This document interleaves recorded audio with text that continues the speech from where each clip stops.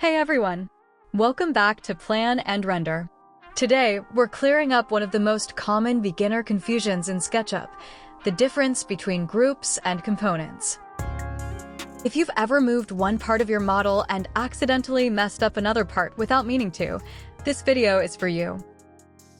In SketchUp, when you draw shapes, they stick together like glue.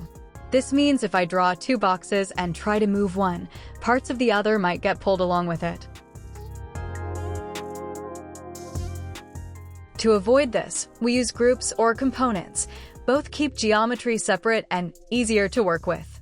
Let's start with groups. A group is like putting your geometry into a box.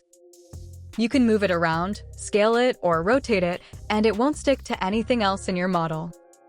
But if you want to edit it, you have to double-click to open it first. Now, components work just like groups, but with one superpower. When you copy and edit one, all copies update automatically.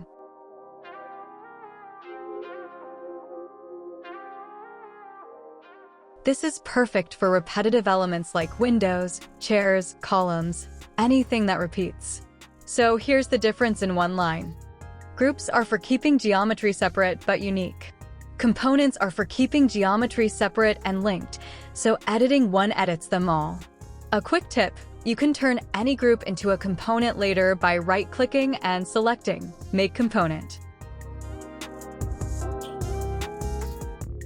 If you want a component to be unique, right-click it and choose Make Unique. That's groups versus components in SketchUp. If you found this helpful, don't forget to like, share, and subscribe so you don't miss the next tutorials. In the next video, we'll model your very first house in SketchUp, step by step.